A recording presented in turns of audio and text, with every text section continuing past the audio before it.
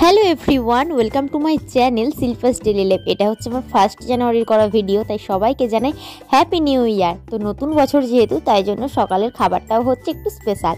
তো আগের দিন রাত্রিতে আমি ভিজিয়ে রেখেছিলাম কাবলি ছোলা, তো সেটা দিয়েই আজকে স্পেশাল ঘুগনি বানাবো সকালের ব্রেকফাস্টের জন্য। আর তারপরে সারাদিন কোনো রকম ভিডিও করা হয়নি, নিজেদের মতো করে একটু ব্যস্ত ছিলাম।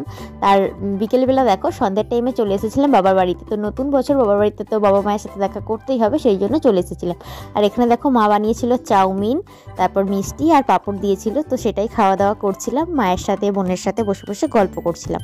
ওই দিন আর কোনো রকম ভিডিও করা হয়নি। পরের দিন দেখো সকালবেলা এখানে আমি চা নিয়ে বসে গেছি, আমি আর শাশুড়ি মা দুজনে মিলে বসেছি। আর বর যেহেতু বাড়ি এসেছিল, এখনো পর্যন্ত কেক নিয়ে এসেছিল, সেই কেকটাই খাওয়া চলছিল। তো কেকটাই আজকে কেটে খাচ্ছি। আমি তাই বলছিলাম কি 25শে ডিসেম্বর আসনি, কেক আগে থেকেই এনে দিয়েছিল, আবারও 1 জানুয়ারি স্পেশাল কেক। আর আজকে দেখো রান্না করেছি, এখানে সমস্ত রকম সবজি দিয়ে একটা তরকারি করেছি।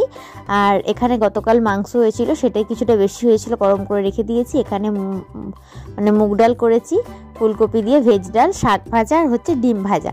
তো রান্নাটা আমার কমপ্লিট হয়ে গেছে। আর আজকে সকাল সকাল স্নান করে পুজোটা সেরে নিয়েছিলাম, ভেবেছিলাম কলেজে যাব, তারপরে আর কলেজে যাওয়া হয়নি। তো যাই হোক, এখন আমি জামা কাপড়গুলো ছাদে মেলে দিচ্ছি। আর চলো ভিডিওটা তোমরা দেখতে থাকো। আর গতকালকে না, যখন বাবার বাড়ি থেকে বাড়ি আসছিলাম, তখন আমাদের এখানে না একটা স্কুলে অনুষ্ঠান চলছে। তো বেশ কিছুক্ষণ দাঁড়িয়ে দাঁড়িয়ে অনুষ্ঠান দেখে তারপরে বাড়ি এসেছি। নাটক চলছিল তখন, বেশ সুন্দর, তো সেটাই দেখছিলাম। আর তারপরে বাড়ি ফিরে 10:30 মতো বেজে গেছে, খাওয়া দাওয়া করে ঘুমিয়ে পড়েছিলাম।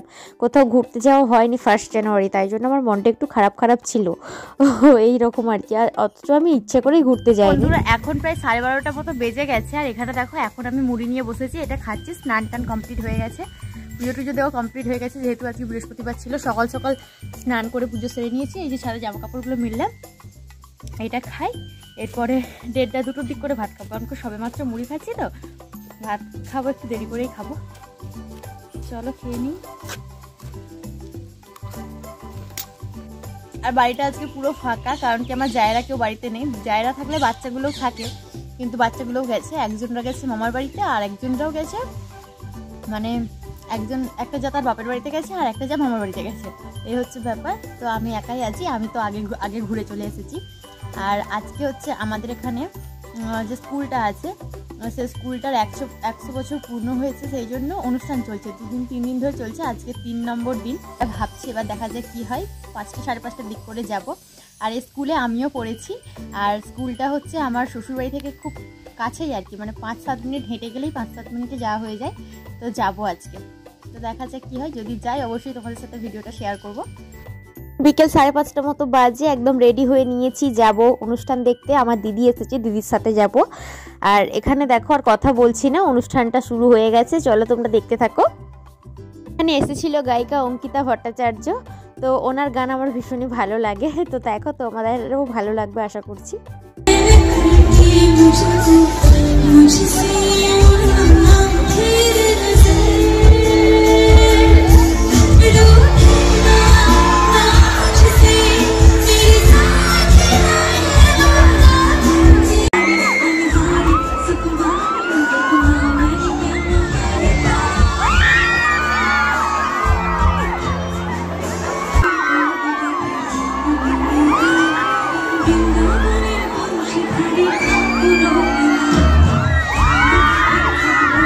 চলছিল প্রোগ্রাম, আমি ভাবলাম আমাদের স্কুলটা তোমাদেরকে একটু ভালোভাবে দেখিয়ে দিই। তো স্কুলে তো বারান্দাতে আরে ঘোরা হচ্ছিল না, মাঠের মধ্যেই ছিলাম, তার মধ্যেও ভাবলাম স্কুলটা একটু ঘুরিয়ে দেখিয়ে দিই। অনেকটা আপডেটেড হয়ে গেছে স্কুলটা, অনেকটা সুন্দর করা হয়েছে, রং টং করা হয়েছে।